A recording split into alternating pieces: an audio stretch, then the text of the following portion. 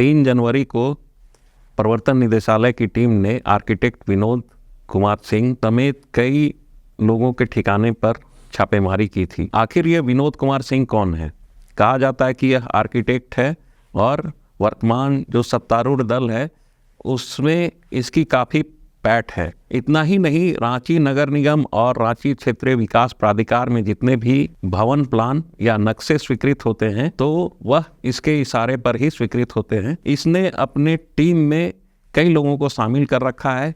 एक उगाही करने वाला राकेश कुमार नामक व्यक्ति है, दूसरा RRDA के एक अभियंता है अमरिंदर कुमार, और तीसरे व्यक्ति जो शख्स है वो एक दागी टाउन प्लानर रहे राम कुमार सिंह का पुत्र स्वप्निल है, जो RRDA के तहत जितने भी नक्शे स्वीकृत हो रहे हैं उसमें उसकी काफ़ी महत्वपूर्ण भूमिका है।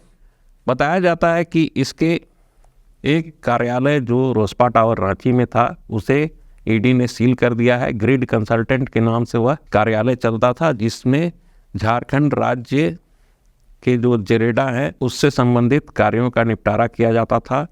अब विनोद सिंह के बारे में लोगों का कहना है कि ये जितने भी नक्शे पास होते थे उसमें जो कॉमर्शियल नक्शे थे उसमें 20 से 25 रुपये स्क्वायर फीट की दर से घूस की वसूली करता था, और आवासीय नक्शा यानी भवन प्लान के लिए 18 रुपये प्रति स्क्वायर फीट की दर से इसकी वसूली होती थी। इतना ही नहीं, RRDA के तहत जितने भी हाउसिंग कॉम्प्लेक्स जो बन रहे थे उसमें प्रति एकड़ की दर से 1 लाख रुपये का इसका अलग हिसाब किताब रहता था। उसके लिए एक विनोद कुमार नामक व्यक्ति इसने पाल रखा था जो विनोद सिंह के नाम पर वसूली करता था। स्वप्निल मयूरेश जो हैं टाउन प्लानर रहे, राम कुमार सिंह का पुत्र है, और RRDA में यह काफ़ी दिनों से है। बीच में कई बातें सामने आई थी जिसमें स्वप्निल मयूरेश का नाम सामने आया था। स्वप्निल मयूरेश के बारे में बताया जाता है कि वह आर्किटेक्चर से BSc आर्किटेक्चर किए हुए है और RRDA में इसकी अस्थायी पोस्टिंग हुई थी, और जिसका लगातार जो है क्रमानुसार इनकी जो अवधि का विस्तार होता रहा है। स्वप्निल मयूरेश के पिता का नाम राम कुमार सिंह है। ये RRDA में टाउन प्लानर हुआ करते थे।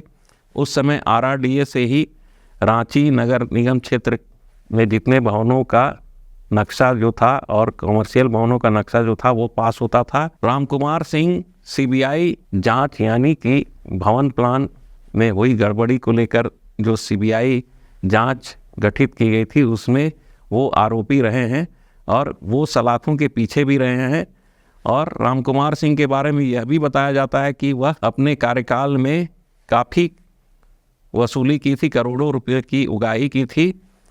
वह भी प्रति स्क्वायर फीट की दर से 20-25 रुपये उस समय भी उन्होंने लिए थे, और उनके कार्यकाल में लगभग 1300 के आसपास भवन प्लान स्वीकृत हुए थे, जिसमें कई नामी गिरामी लोगों के बिल्डिंग के नाम हैं, जिसमें से एक कैपिटल हिल भी शामिल है, और कई अन्य इमारतें जो बहुमंजिली इमारतें हैं उसकी जांच में CBI ने पाया था कि बड़े पैमाने पर व्यापक भ्रष्टाचार हुआ था और पैसे की उगाही की गई थी।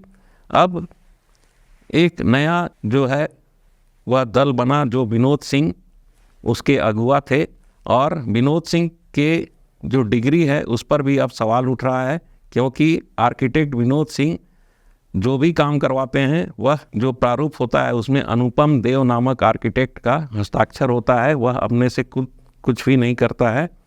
यानी कि RRDA के टाउन प्लानर स्वप्निल मयूरेश, अभियंता अमरिंदर कुमार, विनोद कुमार सिंह, उनका चेला राकेश और एक अरुण कुमार नामक व्यक्ति अब ईडी के रडार पर है। जल्द ही ईडी इन लोगों पर कार्रवाई करेगी और इनके द्वारा जो भी डिजिटल डिवाइस या जो भी मोबाइल चैट वगैरह है उसकी छानबीन की जा रही है। जल्द नक्शा घोटाला से संबंधित एक और मामला सामने आएगा। हाईकोर्ट में भी रांची नगर निगम और RRDA से संबंधित भवन प्लान स्वीकृत करने का मामला विचाराधीन है। जल्द ही हम आपके लिए नई खुलासे करेंगे। तब तक के लिए नमस्कार, जोहार।